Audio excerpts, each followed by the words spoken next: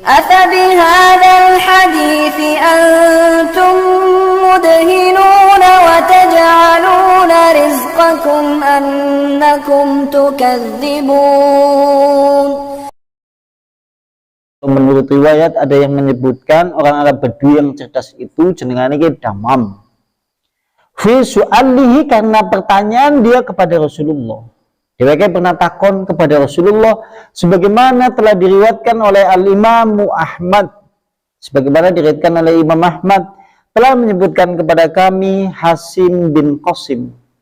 Telah menyebutkan kepada kami Sulaiman bin Muhirah dari Sabit dari Anas, berarti dari Anas bin Malik. Yaitu Anas bin Malik berkata, kunna nuhinna an nas'ala Rasulullah sallallahu alaihi wasallam an syai'in. Kami para sahabat-sahabat Rasulullah pernah dilarang untuk bertanya kepada Rasulullah terhadap sesuatu. Sahabat-sahabat Nabi dulu pernah dilarang oleh Nabi supaya mereka itu tidak bertanya terhadap sesuatu. Lantas dalam keadaan yang seperti itu, fakana yu'jibuna ayyaji'a rajulun min ahli badiyah al-ngakilu fayas'aluhu wa nahnu nasma'.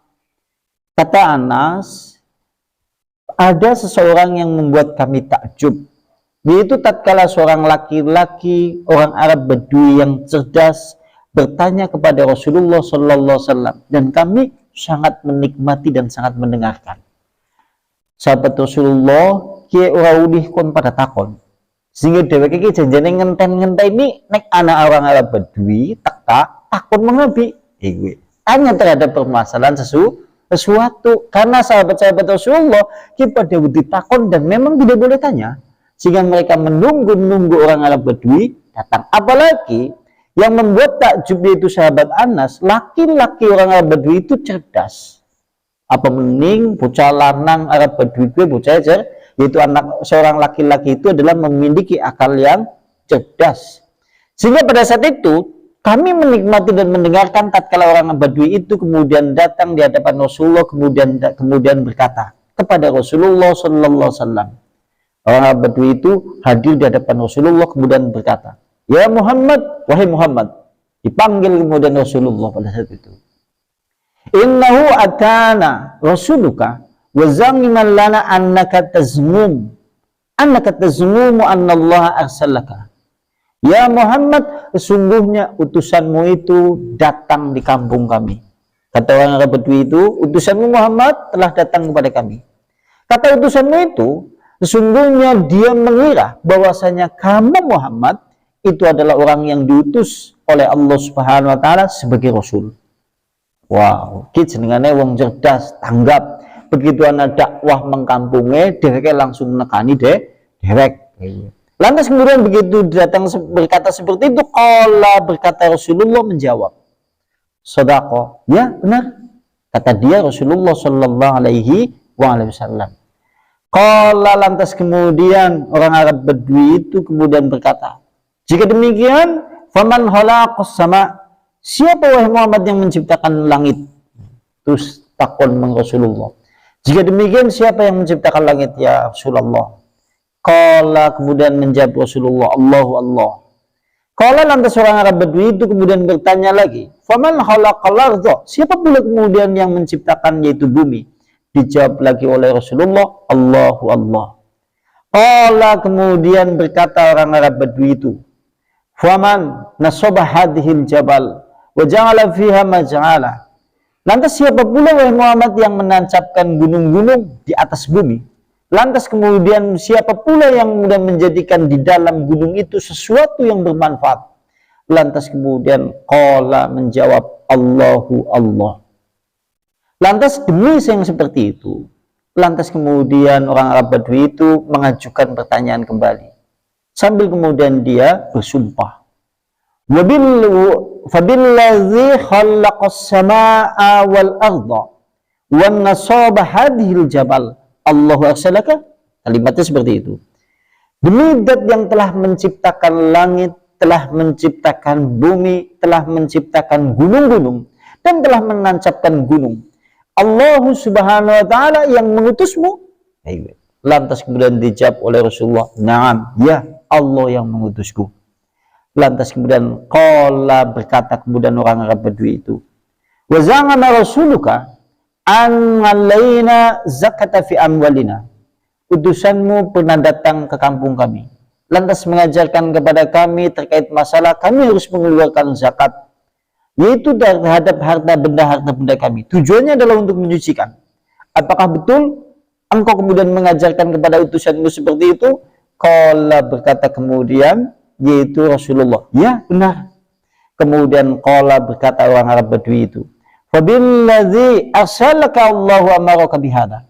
Apakah betul itu sungguhnya demi zat yang telah mengutusmu, itu Allah Subhanahu wa taala mengutusmu atau memerintahkan yang demikian untuk menunaikan zakat? Lantas kemudian dijawab oleh Rasulullah, "Ya, na'am, Allah telah memerintahkan aku untuk kemudian berzakat."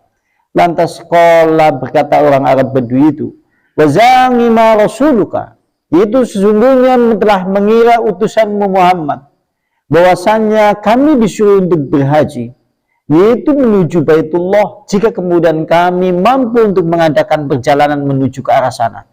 Apakah betul seandainya demi zat yang telah mengutusmu dengan kebenaran, apakah memang betul engkau telah memerintahkan yang demikian tersebut? Dijawab oleh Rasulullah, "Ya, na'am." Lantas kemudian orang Arab Badui itu kemudian berkata, yaitu, "Ya Muhammad, wahai Muhammad, apakah betul menurut utusanmu bahwasanya mereka datang ke kampung kami untuk memerintahkan kami mendirikan sholat 5 waktu dalam bilangan sehari ataupun kemudian malamnya?" Lantas kemudian dijawab oleh Rasulullah, "Ya, na'am." Kata orang Arab Badui itu, "Demi zat yang telah mengutusmu, apakah betul kau memerintahkan kami untuk sholat?" "Na'am, ya." Lantas kemudian puas orang Arab Badui itu, kemudian dia pulang dan berpaling. Tapi sebelum berpaling kemudian dia berkata kemudian bersumpah di hadapan Rasulullah sallallahu alaihi wasallam, "Wallazi ba'asaka," demi zat, yaitu Allah Subhanahu wa taala yang telah mengutusmu wahai Muhammad, yaitu dengan kebenaran, "La azidu alaina," aku tidak akan pernah menambah apa yang telah diperintahkan Allah kepadamu, dan aku juga tidak pernah akan mengurangi apa yang telah diperintahkan Allah kepadamu. Faqala Nabi, kemudian Nabi berkata, "In sadaqa la yadkhulannal jannata." Sungguh jika kemudian dia jujur, jika kemudian dia benar, dia akan betul-betul masuk ke dalam surga. Itu senengannya wong Arab Badui cerdas. Tanyanya Masya Allah. Agi diharap-harap nang sahabat Nabi, ternyata datang seorang laki-laki Badui menakjubkan. Biasanya Rasulullah tatkala menjawab kepada orang Badui dengan sahabat Rasulullah itu berbeda. Biasanya kalau Rasulullah ditakutkan orang Arab Badui itu simple. Ini menunjukkan sampean kalau suatu saat ditanya sama orang yang seakan-akan pemahaman agamanya masih nol, maka jawab dengan singkat, jangan bertele-tele. Ini metode pengajaran. Apakah sholat wajib? Iya wajib. Wis, aja ngomong terus nak. Iya wajib, lakoni sholat. Dongane kepe warai. Misalnya gue, aja bertele-tele disit. Gue ninggal sholat seperti ini, jangan dulu, biarin saja. Karena Rasulullah kalau ditanya oleh orang Badui, contoh dalam kasus yang lain, lagi duduk-duduk sahabat Rasulullah ingin bertanya, tapi mereka malu jika tanya sama Rasulullah, sehingga mereka berharap ada orang Arab Badui tanya. Tiba-tiba datang seorang Arab Badui yang tanya, yaitu bertanya terkait masalah, yaitu tentang Islam. Ya Rasulullah, apa yang dimaksud dengan Islam? Kata Rasulullah cuma menjawab, "La takdzib," jangan kamu bohong, yaitu jangan kamu dusta. Wis. Padahal di tempat yang lain sebelum itu Rasulullah pernah ditanya terkait masalah apa itu Islam. Rasulullah menjawab, "Syahadatu an la ilaha illallah wa anna Muhammad Rasulullah," dan yang lain-lain. Diwarai kon ngikuti sidki, menunjukkan seakan-akan porsi di dalam kemudian menyampaikan sesuatu memang perlu diantaranya mana yang dibutuhkan terlebih dahulu. Caranya kemudian kita lihat metode Rasulullah, Masya Allah kalau kita perhatikan. Nyatanya kalau seandainya kemudian banyak kasus lah, kalau seandainya hal-hal yang membuat takjub para sahabat banyak. Dulu mungkin saya pernah cerita kepada jenengan, saya juga tidak bosan-bosan membaca riwayat ini. Anak orang Arab Badui datang kepada Rasulullah, "Dullani ala du'a, ala dzikir." ya Rasulullah, ajarkan aku doa atau dzikir yang nanti kemudian aku amalkan, lantas kemudian itu semuanya bisa mengantarkan aku kepada surga. Orang Arab Badui tanya seperti itu, lantas dijawab oleh Rasulullah, kul subhanallah. Kemudian dia pergi, baru 2 langkah balik mening. Apa cuma seperti itu ya Rasulullah? Kul walhamdulillah. Berarti subhanallah walhamdulillah. Kemudian pergi, kami dihitung subhanallah walhamdulillah. Setelah kira-kira kemudian 7 langkah kembali lagi. Kemudian apakah cuma seperti ini ya Rasulullah? Kemudian kata Rasulullah, kul subhanallah walhamdulillah la ilaha illallah. Terus kemudian dia pergi lagi. Setelah 10 langkah kembali lagi. Apakah cuma seperti ini lagi ya Rasulullah? Allahu Akbar. Kemudian dia pergi agak jauh. Tapi kata Rasulullah, ngomong bisa batik ambil tersenyum. Nanti lihat, ada seorang yang datang kembali untuk menagih kepadaku. Ternyata betul, begitu dia sampai jauh, datang lagi. Padahal dia sudah menghitung dengan beberapa langkahnya. Subhanallah, walhamdulillah, la ilaha illallah, wallahu akbar, sampai jauh. Balik mening. Kemudian kembali lagi di hadapan Rasulullah, dia berkata, ya Rasulullah, kamu mengajarkan doa semuanya untuk Allah. Tidak ada yang untukku. Subhanallah, untuk Allah. Alhamdulillah, untuk Allah. La ilaha illallah, untuk Allah. Allahu Akbar, untuk Allah. Semua sahabat tersenyum. Lantas kata Rasulullah, sambil kemudian Rasulullah tersenyum, kemudian, kul Allahumma firli. Wah, terus diwarai Allahumma firli. Nah, begitu dia diajari Allahumma firli, dia tidak kembali lagi. Sambil kemudian dia membatin di dalam hatinya. Ini baru untukku. Allahumma firli kan artinya, ya Allah, ampunilah aku. Nah, contohnya gue, wah subhanallah kan buat Allah. Allah Akbar kan buat Allah. Tapi pada dasarnya sekalipun itu untuk Allah, ya untuk kita juga. Nah, berpikiran seperti itu. Bahkan kalau dalam hadis Nabi disebutkan, subhanallah walhamdulillah tamla'ul mizan. Ucapan subhanallah walhamdulillah memenuhi mizan.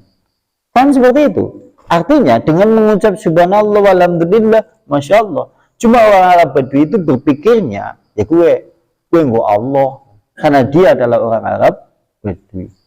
Dan kemudian dia jaluk Rasulullah singkira-kira go dewek Allahumma firli. Baru kemudian dia tidak kembali. Banyaklah kisah-kisah terkait masalah orang Arab Badui yang datang kepada Rasulullah. Dan berikutnya, supaya ini selesai ini, main esok ganti surat. Hadis yang di atas itu diriwayatkan oleh Muslim. Tadi disebutkan oleh Muslim. Kemudian dan juga dari Amr An-Nakid dari Abi Nadhr Hasim bin Qasim juga meriwayatkan dari jalur yang sama yang diriwayatkan oleh Muslim. Dan telah kemudian yaitu menghubungkan pula yaitu Al-Bukhari, Tirmidzi, kemudian Nasai dari jalur Sulaiman bin Mughirah dengan lafaz yang sama seperti tadi. Cuma hanya saja yang diriwayatkan dari Imam Ahmad dan juga dari Bukhari, Abu Dawud, Nasai, Ibnu Majah dari hadis Lais bin Sa'id dari Sa'id al-Maqbari dari Syarik dari Abdullah bin Abi Namir dari Anas, yaitu dengan cukup itu riwayat yang agak panjang lafadznya. Kalau yang dari jalur Imam Ahmad riwayatnya agak lebih panjang, lafadznya agak lebih panjang lebar. Kemudian waqala fi akhirih, kemudian di akhir yaitu periwayatan yang diriwayatkan oleh Bukhari, Abu Dawud, Nasai, Ibnu Majah, orang Arab Badui itu bernama adalah Domam bin Sa'labah, saudara dari Bani Sa'id bin Bakar. Oh, berarti jenengane wong Arab Badui itu bernama Damam bin Sa'labah jenengane. Nama laki-laki orang Arab Badui yang bertanya kepada Rasulullah itu adalah Damam bin Sa'labah, saudara dari Bani Sa'id bin Bakar kalau menurut jalur Bukhari, dan jalur yang diriwayatkan oleh beberapa ulama-ulama hadis, kemudian mereka menyebutkan nama dia.